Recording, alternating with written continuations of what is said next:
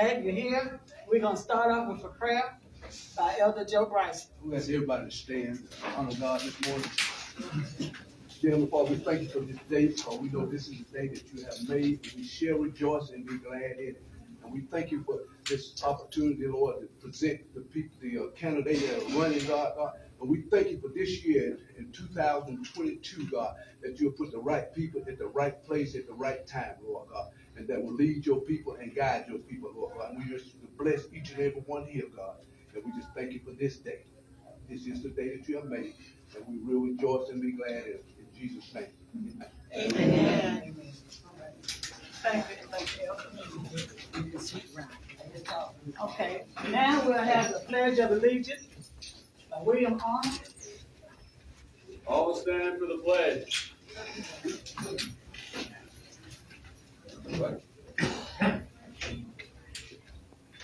I pledge allegiance to the flag of the United States of America and to the republic for which it stands, one nation, under God, indivisible, with liberty and justice for all. Okay, our first speaker is Ms. Peggy Butler. She's running for Secretary of State. And she gave a fiery speech in Columbia, so she's going to do the same thing this morning. Let's give her a hand, please.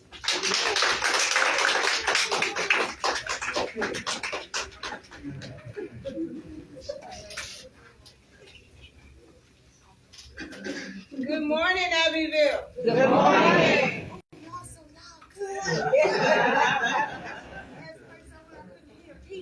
What's going on with y'all this morning? Very good. I'm glad to be here. Thank you for the invite. I don't know too many people up in this area. I do know Daniel Duncan because that was the first place. Hello, Daniel. Good to see you again. Y'all, I am Rosamunda Peggy Butler, and I live in West Columbia, Lexington County. Thank you.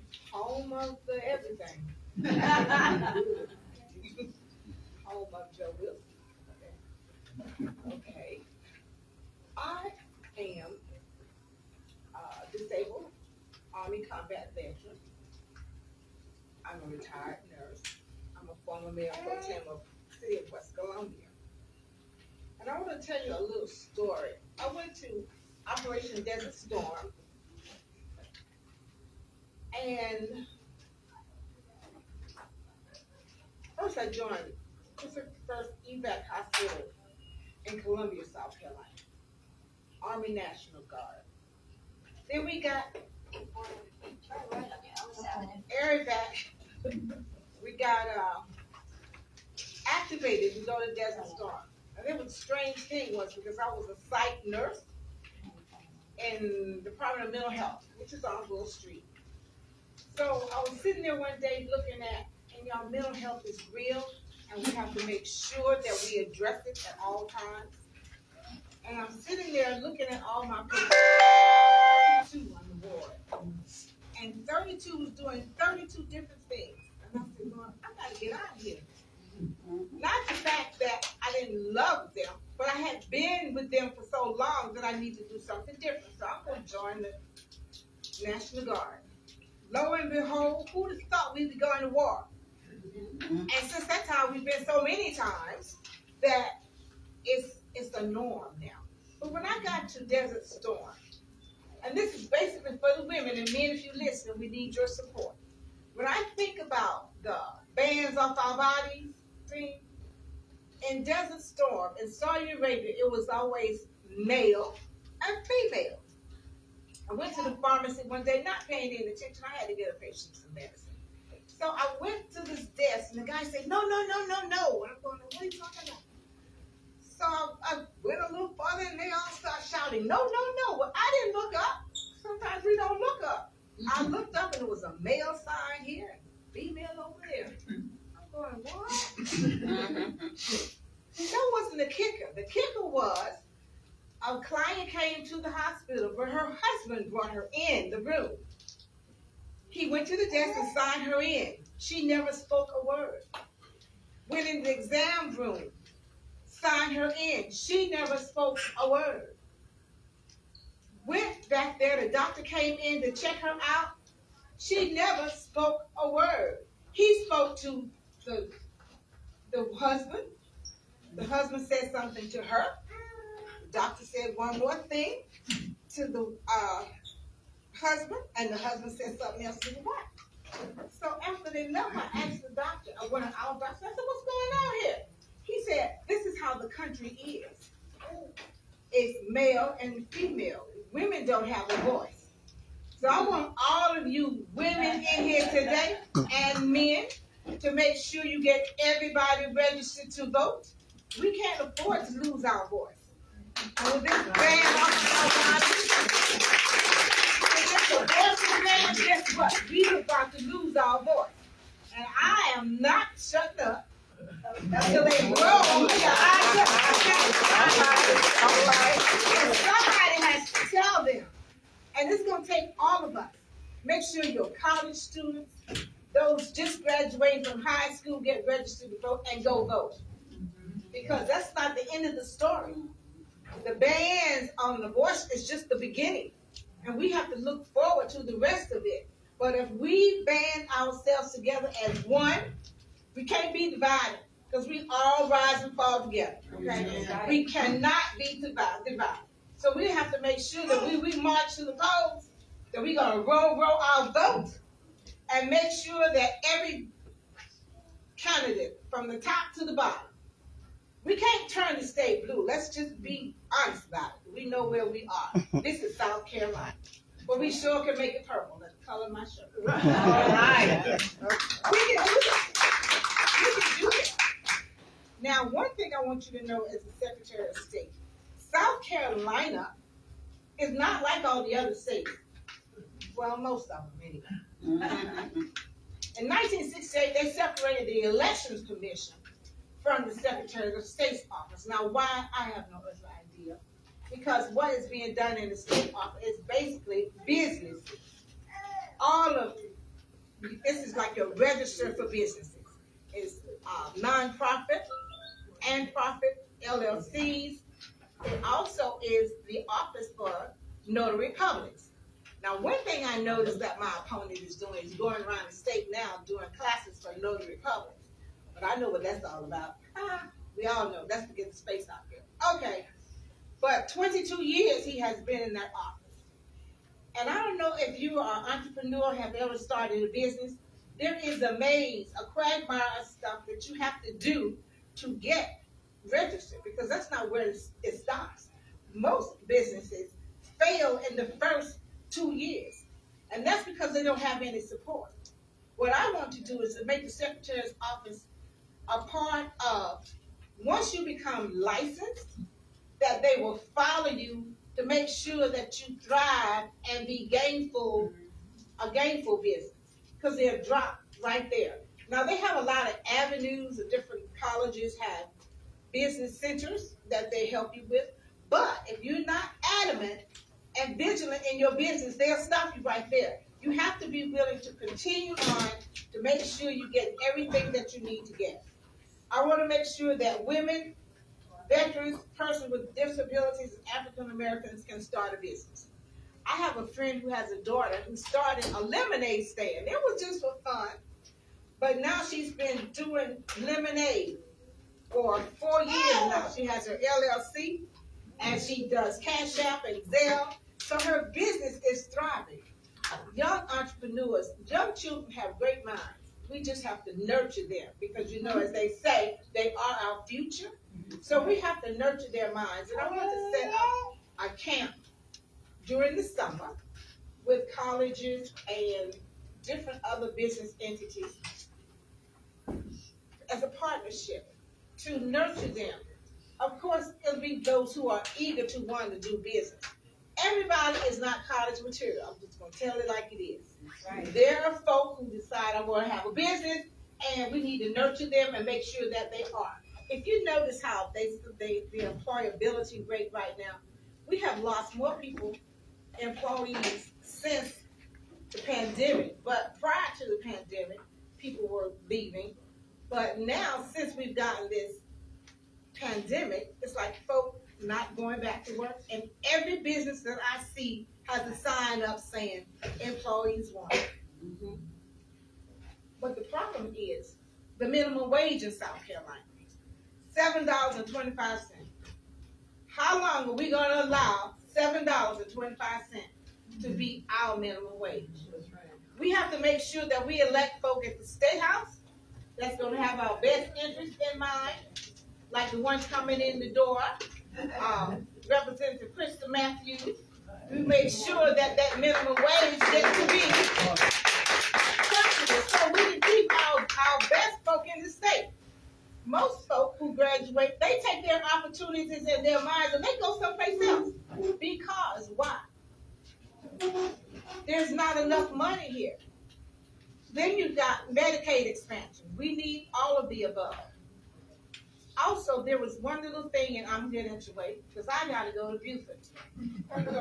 Buford, then Florence. I'll get home sometime tonight. But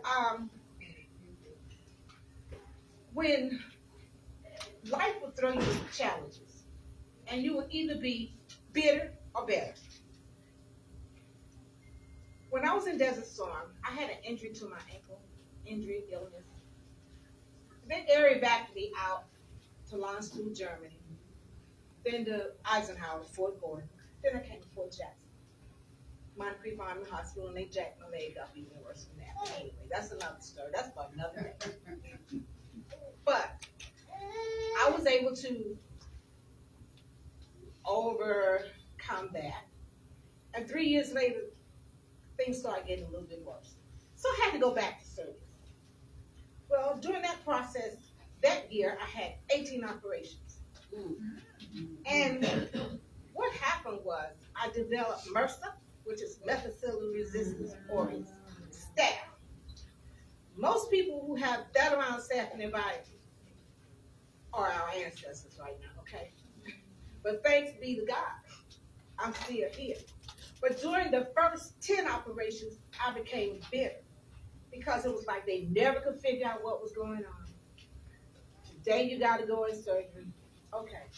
3 days later, you got to go back to surgery. So they put in 4 different needs. 4. All 4 of them became infected. By the time the 17th operation came around, it was either fuse it or lose it. So I asked the doctor, well, can I go home and talk to my family? Because this is a serious thing we need to think about.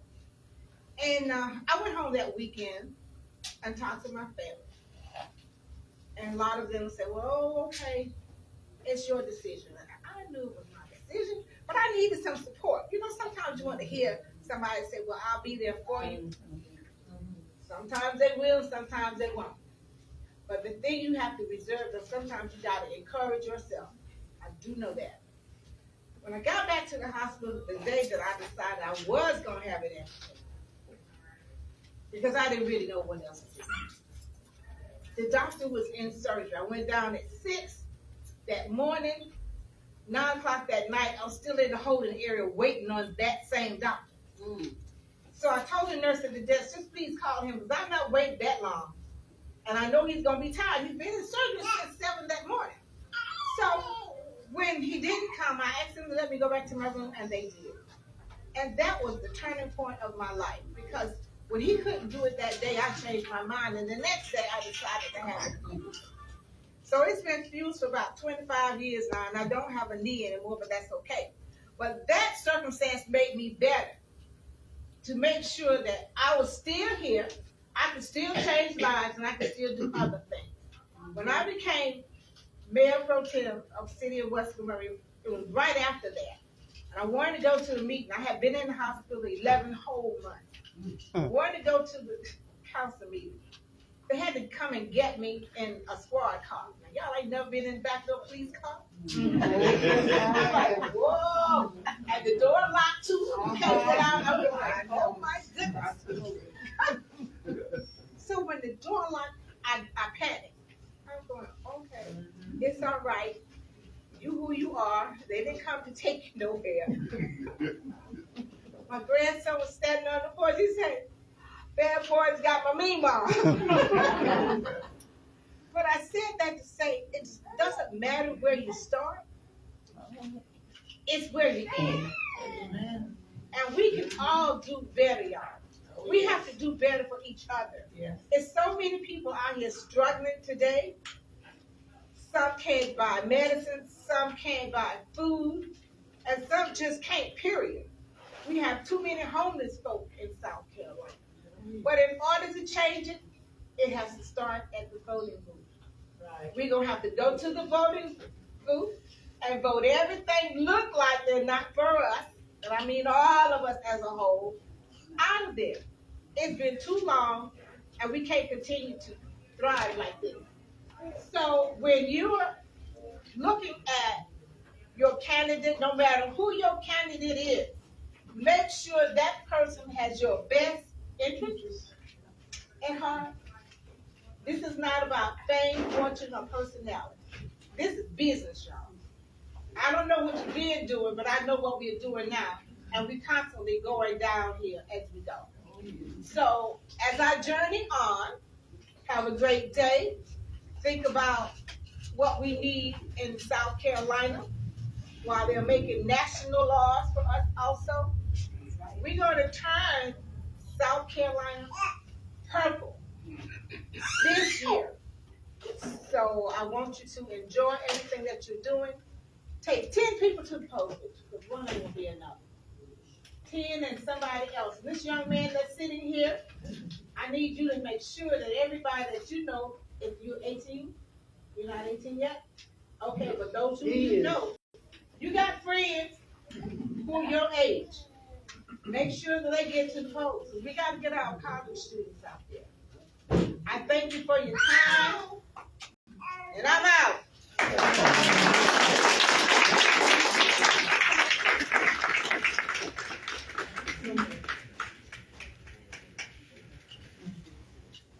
Let's give her another round of applause. Our next secretary of state. Miss Yet. Can I just say something here to latch on to her? Right. Y'all need to check your registration. I checked mine, I voted since I was 21, and I'm 83. And I haven't missed an election because my parents would kill me from heaven if I did.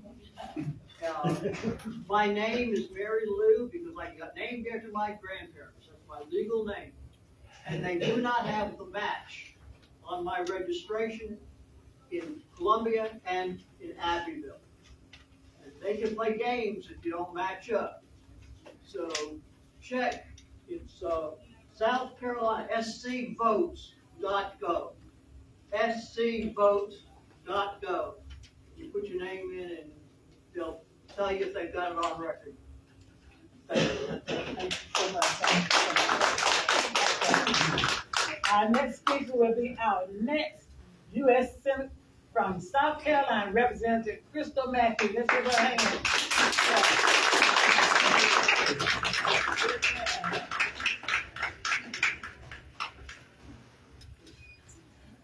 Good morning, Democrats. Good morning. Okay, y'all sound like y'all are ready. For those of you who know me and don't, I will say I am Representative Crystal Matthews. I currently represent District 117 in the South Carolina State House, which is Berkeley and Charleston counties. And I am your next candidate for the United States Senate against Tim Scott. I am a single mother of 5, and I've been an engineering planner for about 13 years. And I am here to bring the fight to Tim Scott. I feel like it's been so long since we had real representation for working families and for people. And I keep saying, if we keep playing the blame game, we're not going to make any progress. We have to focus on solutions. We can point the blame all day, and that won't get us any closer to a solution to the problems that we have right here in South Carolina. Our house is on fire. We have failed in education. We have failed in healthcare. We've failed in infrastructure. When are we going to do something new? That is why we need to send me to the United States Senate to make sure that we have somebody who has a backbone and the ability to read with comprehension and is not afraid to stand up and fight, regardless of what titles, regardless of what people say. regardless of all the things that happen. And y'all know they coming for me. They stay coming for me. But that is not enough for me to back down. I know exactly who I am. I know exactly who I'm fighting for. I know exactly what I stand for. And I am not afraid to stand firm on that. So when you come up against somebody and they say, well, why should I vote for her? You tell them, because I met her. And this is what I know that she will do. This is what I know about her. I know that she's a fighter for the people. I know that she understands how to read the bills and make sure that what we need is in them and not get caught up on the bureaucracy of what the television wants us to say and the catchphrases and the talking points. Because y'all, how many of y'all know that doesn't help us here at the bottom? Catchphrases don't help us at the bottom. It's real cute to be dressed up. It's real cute to be on the media. But what does that do for the people that the laws that we create affect? Absolutely nothing. We need some tangible, substantive change here in South Carolina. If we don't do something soon, we are headed for a disaster that we will not be able to repair. It is not safe to go to the grocery store. It is not safe to get lunch. It's not safe to go to school. When will things change? We can't expect to look at our elected officials and say, what will you do? It's what will we do? It's up to us. It's up to us to open our mouths and not be shy and not be timid. Because where has that gotten us? Absolutely nowhere. If it had, we wouldn't be where we are right now. We've got to change our approach to how we talk about and deal with politics. It has to be a part of our everyday language, y'all. And so I am here because I want to leave a future for my children that is different. And I want to make sure I focus on solutions. We talk about immigration, but how about creating some places closer to home for them where they can seek refuge and not have to come to the southern border and be used as political pawns, as we're seeing right now in the news. We're shipping whole humans to other states to make a political statement. If that is not the bottom of the value of human life, then I'm not sure what is. We have got to do better. And so I'm fighting for better. I'm fighting for something that we can all strive for so that we can live a life. All of us have the same needs. Needs are not based on color. Needs are not based on class. But the barriers oftentimes are. Barriers are often based on all of those things. Because different colors, different classes, different jobs will get you different opportunities. But we all want to live lives where we can thrive and raise our families. And so I'm here to offer myself as your candidate against Tim Scott. We are going to debate in October. Tentatively, that date is October 12th. And I am looking forward to that because he has been allowed to hide in the shadows and not really have an identity that he's had to stick to. He's been allowed to move through with talking points after talking points, but nobody really knows who he is or what he stands for. But there's one thing that y'all can count on. By the time I am done with him, y'all are going to know who he is because he will have no choice but to stand on something because I'm going to keep applying pressure until we get that. Thank you so much. You can find out more about me or donate to my campaign at MatthewsForSenate.com. Please don't be shy. I do have a lot more details about each issue, where I stand on them, what changes I want to bring on my website. So please, MatthewsForSenate.com. Thank you so much.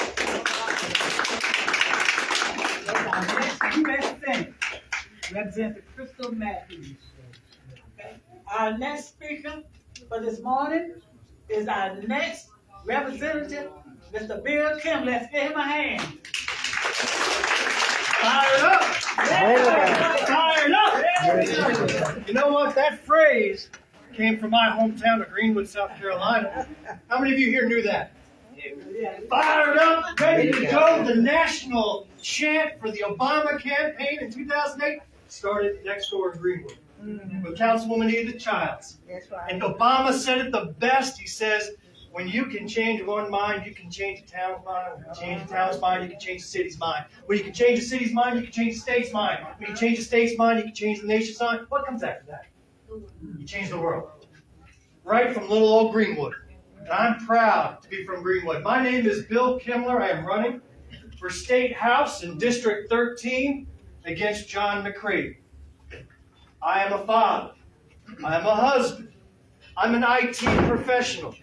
I'm the chair of the Greenwood County Democratic Party. I'm also a stepfather to two beautiful girls. I'm a person, flesh and blood, just like you.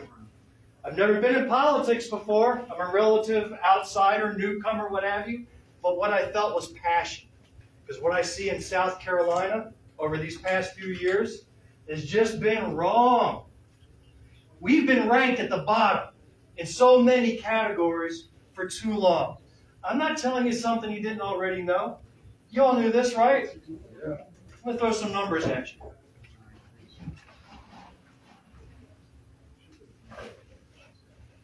Best states to work in America. Where's South Carolina? 47th out of 50. Children poverty rate. Where is South Carolina? Ranked 43rd.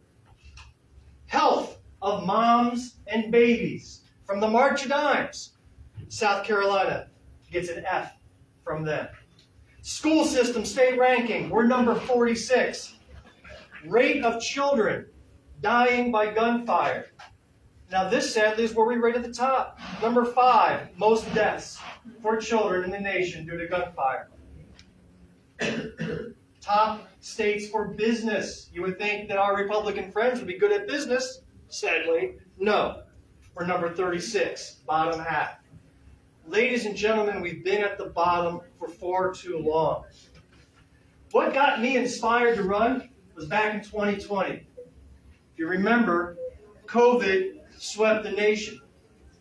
How many of you had friends and loved ones pass from COVID? I've had a few that I know. There isn't a single person here whose lives have not been touched by COVID. Hundreds of our friends and neighbors died. Then it became thousands, tens of thousands, hundreds of thousands passed away. So what did our state's leaders do during a moment of crisis like that? Did they rally together and get everybody on board with vaccines and safety protocols? Nope. My opponent, John McCraby, said this is the time to work on critical race theory. We don't really have a problem with people dying in the streets from COVID. We got critical race theory to worry about. We got saving women's sports to worry about. Was women's sports in danger? No.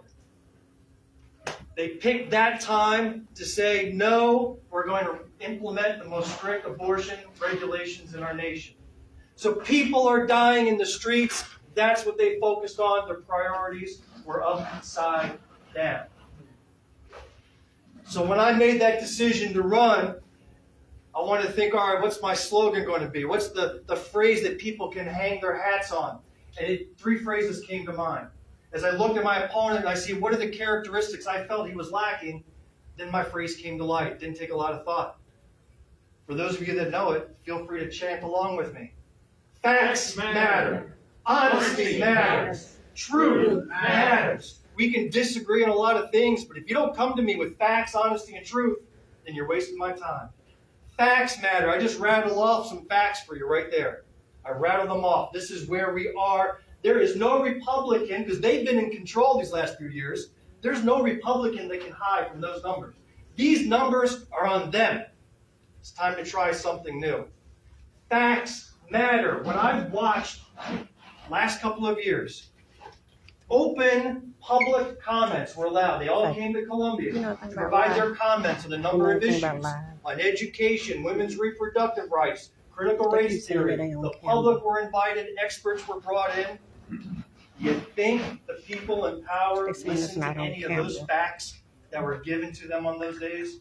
No. When you form an opinion and it's not based on any facts, ladies and gentlemen, that's what we call prejudice.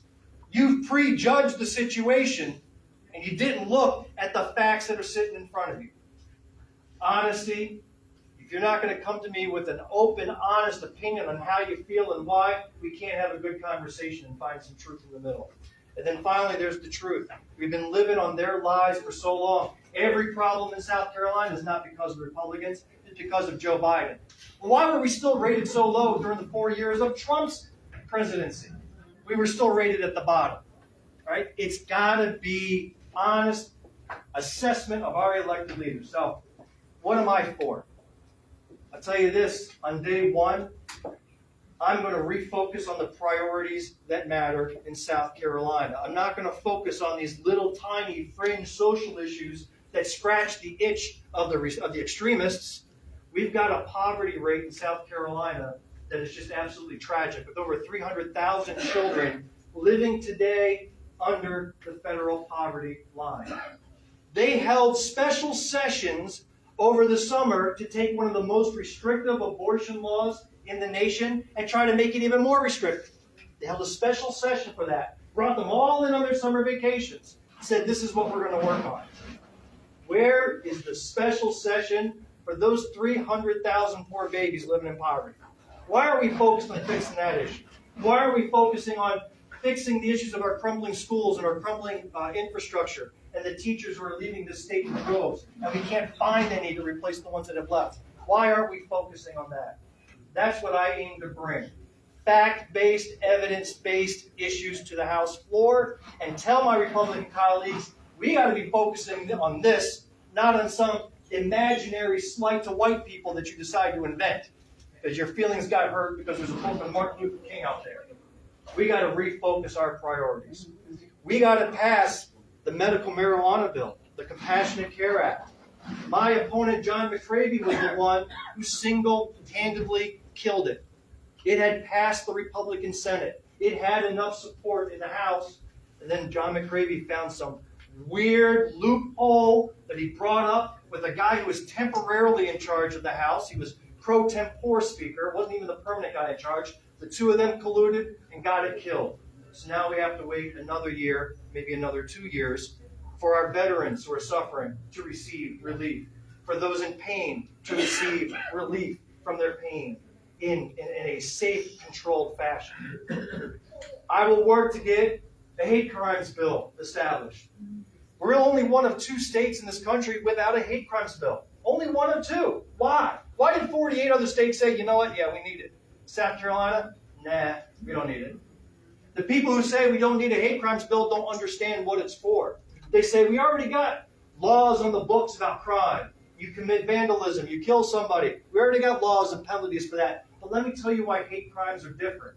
When you're talking about a hate crime that's done because of your race, religion, your creed, your sexual orientation, who you want to marry, any other reason, you're not just committing a crime on that individual. You're committing a crime on the neighborhood, on those person's friends, on anybody else who fits that same characteristics. It is a crime against humanity, not just a crime against an individual. So think of this. If I took my car and I decided to do donuts in my neighbor's yard because I don't like them, that's vandalism. If I decide to do donuts in the yard or put a burning cross on a lawn, don't you think that's a lot worse? Because now you're sending a message that you're against a people and you create fear in a community, not just against an individual. So we need that hate crimes bill to address that. So those are a couple of things that you will find that I am for when elected as the next representative from Greenwood County, State House District 13. My name is Bill Kimmler. I appreciate your time today. I say hello to my friends in Greenwood. I say hello to my friends in McCormick. I say hello to everybody who traveled all over to come to Abbeville today. I wish you a wonderful event, and I thank you for your time. God bless you, and God bless the Democrats.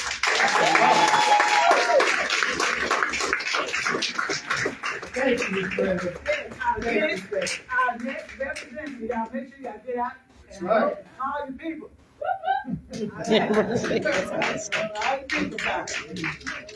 Okay, next we'll have our next representative, Daniel Duncan, House District 14. Give my hand, please.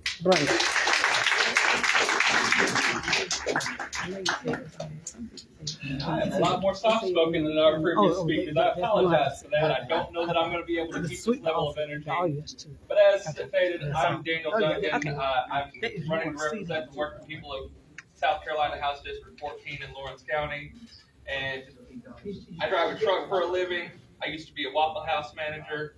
I've lived and worked in Lawrence County for the past 16 years, and the entire time I've lived there, I've had to put in 60-hour work weeks, rarely get to spend time with my family, and I know what it's like to struggle all that way and still not be able to pay all your bills, and struggle to make sure you get a power bill paid, to have to go to Tire Pro and get a used tire whenever you hit one of these potholes we're so famous for. And I got into this race because I was tired of not having a Democrat to vote for. This is only the third time in the entire time I've lived in this state that a Democrat has been on the ticket for this race. And so I decided, after coming into a room like this and seeing about 50 people at the Democratic County Convention, that there were enough people there that deserve representation.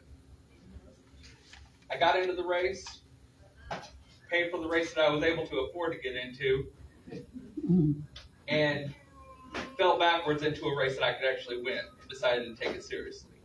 Because the people of Lawrence County deserve somebody that is not so extreme as the persons that we have. 3 years ago, we elected Stuart Jones, who's a member of the Liberty Caucus. He is one of the most extreme Republican representatives in the state. He voted against the state budget. He voted for all the abortion bans, except he didn't want to vote for the most recent version because it wasn't extreme enough. And like I said, I'm not going to be able to keep up this level of energy. It is just not in my nature. I'm a very soft-spoken person. But I think I represent the people of Lawrence County better than a crypto miner who is so extreme that he cannot even get along with his own party. I dress the way I do. You know, I've got this nice headshot where I was all dressed up. But this is what I wear to work. This is what I wear to drive a truck each day. And the people of Lawrence County respect the fact that there's somebody who's had to work for a living trying to represent them. So I want to go down to Columbia and work to get some funding coming into Lawrence County to properly fix our roads and not just throw a scoop of asphalt patch and smack it with a shovel. Right. I want to make sure that our teachers are paid a fair wage so that they're not leaving the state. I want to make sure that their retirement plan is set up to where they are not having to go to Georgia or North Carolina and take their fresh energy and their fresh knowledge out of this state. And I want to make sure we expand Medicaid so that folks like my niece, who worked at a grocery store and could only get 20 hours a week and couldn't afford insurance, she deserved to be able to go to the doctor when she needs to. And there are thousands of people throughout Lawrence County that do not have that opportunity because this state has selfishly decided not to expand Medicaid, all to spite the Democrats. The Democratic Party has the best ideas, and we need to stand up and make sure people know that. And so I'm hoping that my candidacy can build an infrastructure throughout Lawrence County so that more people will be able to run for offices. Because right now, it's just me and Bill. Bill and I are the only Democrats running at any level that's not statewide in Lawrence County. I want places like Abbeville County and Greenwood County to consistently have Democrats on the ticket. And I'm hoping that somebody like me, who works 60 hours a week and is still able to manage a campaign, will inspire more people. And I hope there are people in this room today that will decide to run for office next time around. Thank you for your time. DuncanForSC.com and DuncanForSC on Twitter. All right.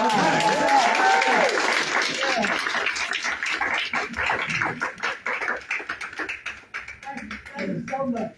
Next, we'll have Ms. Erin Gambrell, School Board District 6. All right, give her a hand, everybody. I'm not much for public speaking, so I have a lot of hard acts to follow, but my name is Erin Gambrell. I'm running for School Board District 6. A little bit about me: I graduated from Dixie High School in 2004. I left, went to college, lived in Buford and Charleston for 15 years. I was a nurse in the emergency room. I went on to do case management, quality management, and COVID happened. And also ran into my now husband, which brought me back home so I could work remotely. I have a son. He'll be a year old on Tuesday. And because of him, I decided not to go back to work right now. I am going to continue my nursing career eventually, but I'm enjoying being a stay-at-home mom. My husband and I own 2 brews up here on the square. We've been open about a year. For those of you that don't know my husband, Matthew Gambrell, he's on the city council. The reason I'm running for school board is, over the past few years and at the dinner table, talking about everything that's wrong with the system, if you will. And we can't keep talking about it. Like, if you want to see change, you got to be changed. I am new to politics. I am very new. I am learning stuff every day. I continue to research. I have a lot of questions that I can't get answers to. Why don't we have ROTC in Abbeville? We have the National Guard right there. I believe that liberal arts and musicians should have just as much opportunity as athletes. I believe our special education, the students and the parents, they need more support in our system. That's just the beginning. And I have researched and I'm trying to figure out what's going on because I can't get any answers. So that's my platform. I'm open to questions and I will find out the answer. I probably don't know it right now. And that's it. Does anybody have any questions? Short. Okay. Again, Eric Gambrell.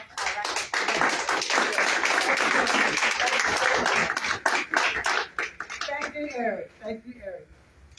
Now we're gonna move on to City Council. We have Louise Aiken, the City Council District 1. Give her a hand.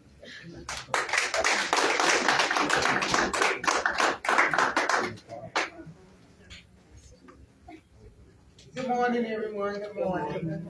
My name is Louise Akins, and I do not have my sign up here this morning, but I am in District 1, and I'm running for re-election.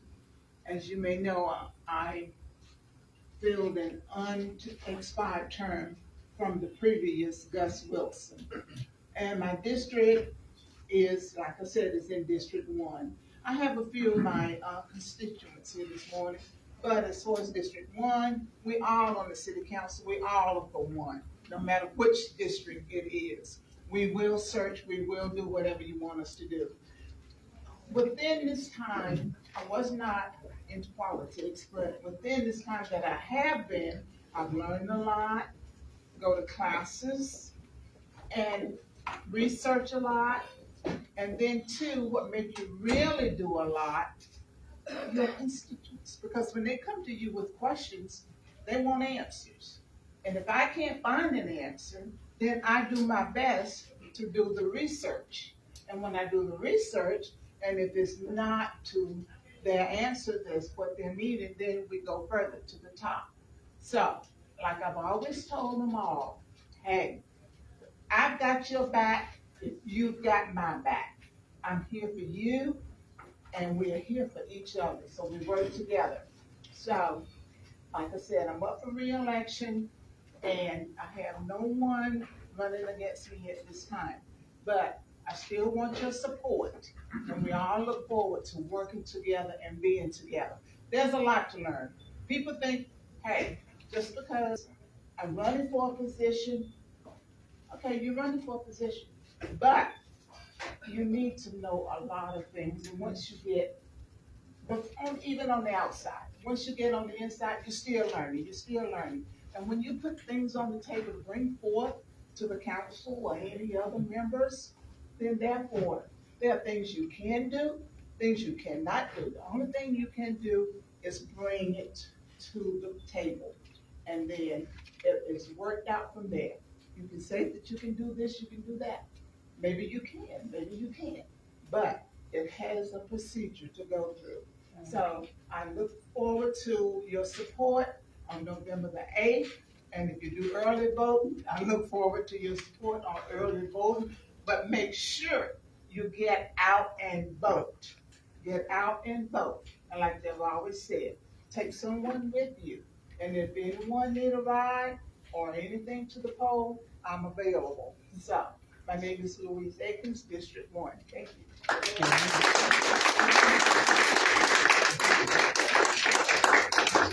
Thank you so much, Ms. Louise Aiken.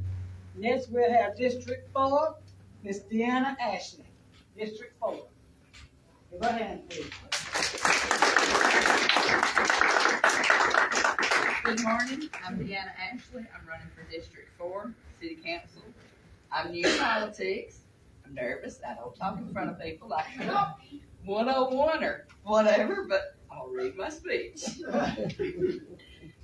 I'm a lifelong resident of Abbeville County.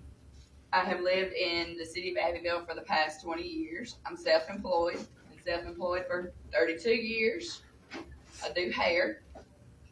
My desire is to be a voice for the people in my district and to be readily available to listen to their concerns. My vision for the city of Abbeville is that it continues to prosper and grow with maintaining its attraction and welcoming beauty. The historic town that we as residents can be proud to be a part of. I truly believe that working together, we can make Abbeville the best city in South Carolina to live, work, and play. I'm asking for your support in seeking to represent Abbeville District 4 and please come out and vote for me November the 8th. Thank you for coming.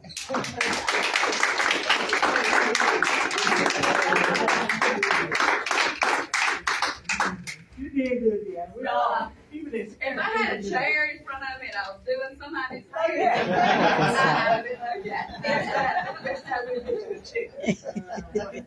Next, we'll have Miss Ellen Leverett for her son, Venture Belcher. Give her a hand. Now, first of all, let me be like Miss Butler and let you all know, I'm not afraid to talk. I talk all day and all night in front of anybody and anywhere. I don't care. But my son Venture, who is my number 3, is running. And y'all, I'm about as bad as Miss Aiken. I was supposed to pick up the sign, but I forgot. But I did get his posters. So y'all let him know that I did have his flyers, okay? Because I don't want nobody to let him know I didn't do everything I was supposed to do. You came, that's good enough. Thank you, ma'am. I appreciate it.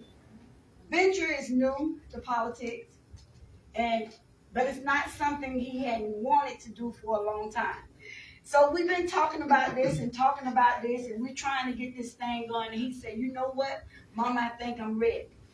So when he got the invitation for this, he said, something ain't right about that day. And me, I already meddling in their business. I told him, I said, well, boy, you already done made plans to be out of town. He said, Mama, what you doing? I said, I'm going to talk. Yeah. Now, I'm not going to give you all of his ideas because I feel like that's something he needs to do for you all. But he's very interested in this. This is something that I say he's wanted to do for a long time. I believe he's going to work hard for you all. I believe that if there's anything that you all need, want, or desire, he's going to try to do it for you. All you need to do is to let him know. You got to talk to him to let him know what you want. Okay? I'm not sure District 4. I've been looking around trying to get little parts of their map and everything. So I do know that there are some people here that's in District 4 and there's some not. But y'all, as Miss Aiken said, we all one. So it doesn't matter who go in office. We got to stick together. We got to work together. We got to do it together. We got to make it be known that Abbeville is here and we need help. So if we start off with Abbeville, I promise you we can take the state. It won't be hard. It won't be hard. A lot of you all know the Belton boys because of their refereeing and coaching and all that kind of stuff. Well, I tell people all the time that I adopted those children. They really not mine. They mine. I promise you, they mine. And I have 3 boys and 1 girl. Venture is number 3. So they always say that he is the baby boy. But now the other one, that's who we call him, BB. We call him baby brother. But Hog he is the baby boy. And if you all ever get to talk to him and be around him, he's very petty. He's married to Miss Paige Cheeks Belton. She's originally out of Clinton. They don't have any children, but she is the stepmother to 2 children, Marquand and Ventre. And both of them are grown and with children and married, and they're doing their own thing. But you all just come out, vote on November 8th, get interested in what's going on in Abbeville so we can make a difference in the state of South Carolina. Thank you all so much. Amen.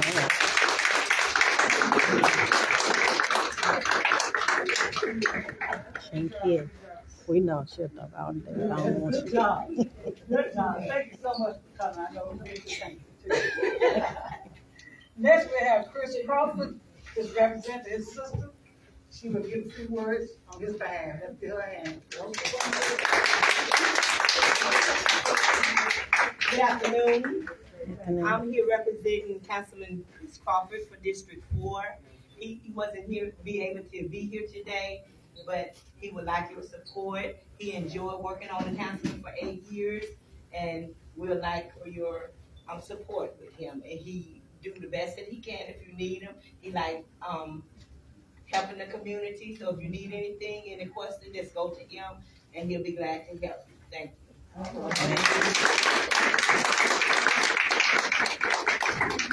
Okay, our next speaker will be Jason Edwards, City Council District 6, right? Yeah. I told Jason I knew you told it to. I used to pull it a long time ago. Yeah, that was about this long ago, Brenda. I know it very well.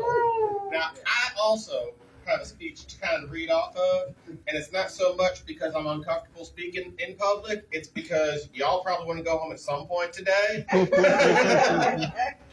So I have had the pleasure of serving on city council for the last 4 years. I love Abbeville. I'm originally from Chicago, but I got here as quick as I could. I've been here all my adult life. The community that we have here is so dear to me. We are so strong together.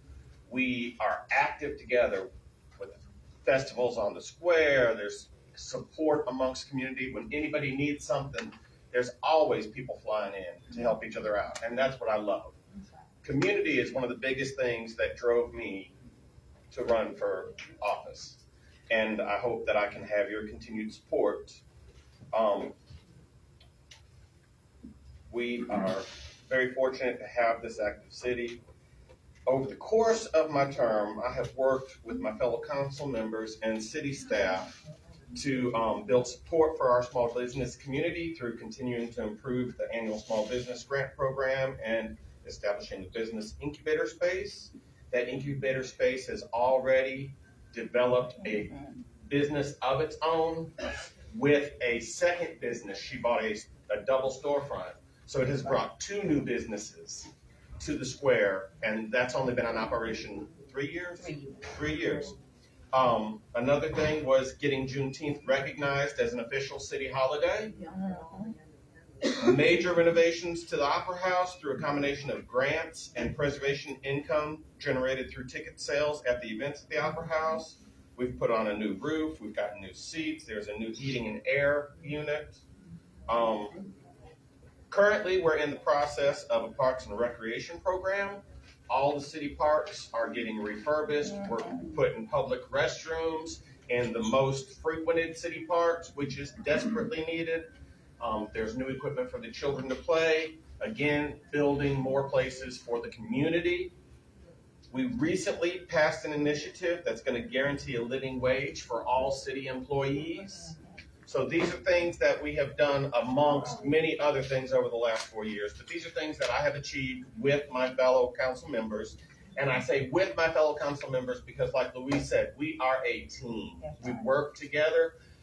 I know a lot of these candidates on bigger tickets have to stand on a party platform. I love city council because we don't have to stand on a party platform. We go to that table together, we work together, and we achieve things.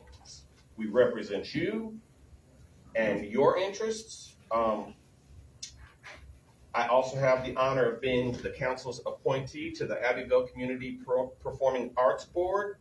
We are working to keep community theater part of the Opera House history and incorporate that with the music and concerts and comedians that are coming now. On a personal level, I've been a founding member of Abbeville Friends of Freedom.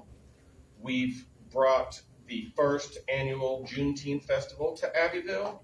I work closely with the Greater Abbeville Chamber of Commerce to help present the Ghost Walk. I get involved and help present the Christmas weekend. Professionally, I work at Bowen Family Eye Care. That's my day gig, and I really enjoy that. I look at that as a chance for service as well. I'm able to help people get better vision. I'm able to help children so that they can see, so that they can really take advantage of what they experience in school. So those are things that are important to me. The people in the city are just so important to me, and I hope that I continue to have your support. Just remember me on November 8th.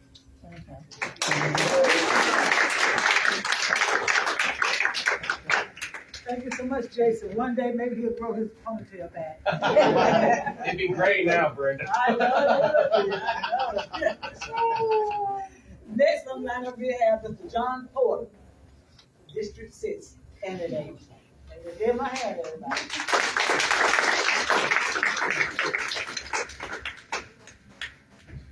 My name is John Porter.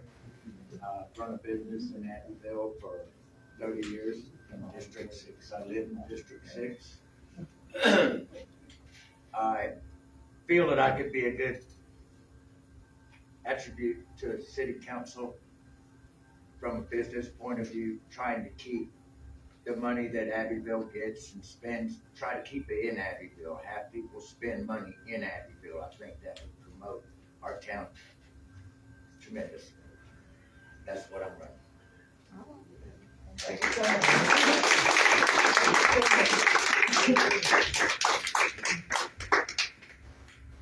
Thank you so much, John, for coming.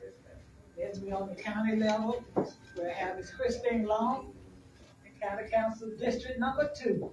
Hello, everyone. I'm not a public speaker either, but I'm gonna do the best I can. First of all, I have to start off by saying that's a quote that I like. And it says, no matter how you feel, get up, dress up, show up, and no matter what, never give up. Yeah. So I say that to encourage all of us, including myself. Never give up. I am Christine Long. I'm a lifelong resident of Abbeville County, mostly Calhoun Falls. The place I used to work, live, and love. Big city. I am presently a member of Calhoun Falls City Council, and I'm active, very, very active in Abbeville and Calhoun Falls. I am retired and disabled. Therefore, I have nothing but some time to aggravate some folks to try to get some stuff done. And that's my intention. So I intend, every chance I get, I intend to walk the halls of Columbia and wherever else I have to walk, because I need to spend some of this time that I got on my hand. I'm the mother of 2 boys, mother of 4 grandchildren, 2 boys and 2 girls. 2 boys was raised in a home. And Lord have mercy, I'm so glad all of them graduated. But, If you wanna go, baby, go ahead and walk out the door. But one thing that you gotta remember is one monkey don't stop no show. If you wanna go, baby, go ahead and walk out the door. But one thing. I've been involved in politics for a long time. I worked at the university there. I see some, but we know that Abbeville County is the root. Calhoun Falls is one of the branches. So I do hope that we can work together, come together, and get some things done. I've had a lot of people that holler at me. And I'm gonna make one promise. I'm gonna make one, and that is that we're gonna agree to disagree. If you come to me with legit question, concern, or solution, I make one promise, and that is, I might not can make you happy, and probably won't, but I promise you, I'll get back with you, and you'll know I was trying. That's the only promise that I will make, that you'll know that I'm working on whatever you can to be, if it's legit. With that being said, I'm gonna cut it off there. I appreciate those from everywhere that came out. I have some posters and I have some cards in the car if you would like some. I am working hard. Like I said, we're in this together. You know, if I can help you or you can help me, let's get together and try to help each other to make South Carolina a better state. Go ahead and walk out the door. But one thing that you gotta remember is one money don't stop no show.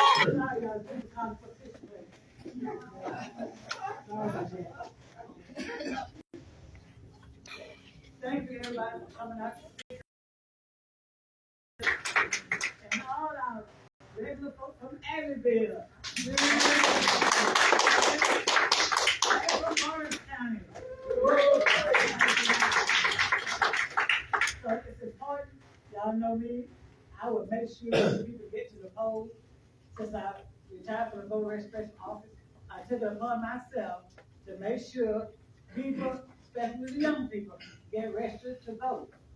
Sometimes I get a lot of backlash for trying to encourage people, but I'm not worried about you haters out there. I'm still going to get people registered to vote. But that's my vision. I was taught very well by civil rights icon J.J. Robinson, who we will be honoring on October the 13th. I am a community activist, and I will continue to fight to get people registered to vote, and so we can make change. Thank you so much.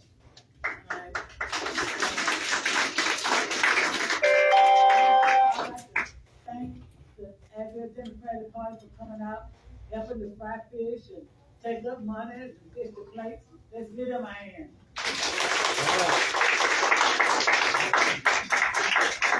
Also, if you all would like to donate to the Abbeville County Democratic Party, please do so, because we're using the money to help our candidates. Because when November comes, we're gonna need gas and maybe rent a van to get people to the polls. And also, on September 22nd, we will have Mr. Oliver Vernon Burton come speak. He's a Clemson professor and author, and he's gonna do great. And I bought 2 of his books, and they're fantastic. And that's next Thursday, September 22nd at 7 o'clock, right here in this room. And also October 13th, right here in this room, we'll be honoring Reverend J.J. Robinson, an icon, civil rights activist, and AME minister. So, just see the notice in the paper. And those candidates that's running, if you need a ride, somebody need a ride to vote, just call me, 828-2174. We'll get them there. We'll get them there. I got all size vehicles. We'll get them there. So just give me a call. Thank y'all so very much.